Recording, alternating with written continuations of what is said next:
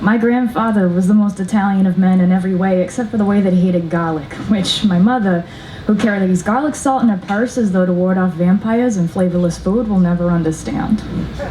My grandfather taught history and art in Chicago in the 1960s. His students, primarily children who were raised to replace their fathers, were fascinated by his arms, by the way the pigment of his skin showed so much hair, because as I said, the man was very Italian. One particular Friday, on April of 1968, those same students took those same arms and in gentle tones said, "It's time for you to go home." They guided him through West Side hallways when the Windy City stopped breathing and Chicago fell to its knees when they shot the man with a dream. My grandfather kept friends in his life from grade school to gravestone, could always tell a good joke and could listen like a summer stream.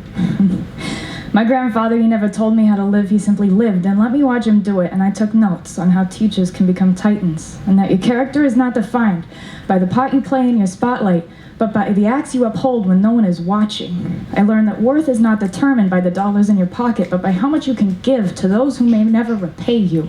I learned the promise of a gold band on a left hand and what a lifetime really means. He said, "Kiddo, to you, much is given, much is expected, but it's only because you hold so much potential and none of it should be wasted." What I didn't know then was that I was learning these lessons by watching the way a man lives when he learns he is dying. He kept that part a secret until I poured a bucket of ice over my head, a challenge they kinda had to tell me then. When I asked my family what it really meant, my grandmother said, "Don't look it up." What they don't tell you about ALS is that the typical life expectancy post-diagnosis is 3 years. My grandfather taught me how to steal time, how to look death in the eye with a smile, how to keep beating the reaper at poker and wager 3 years into almost 13.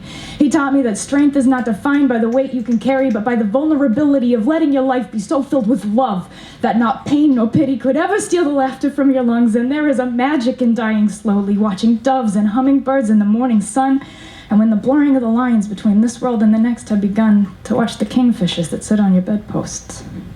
And we are all dying slowly. So today, live in a way that when those angels come, take your arms and in gentle tones say, "It is time for you to go home."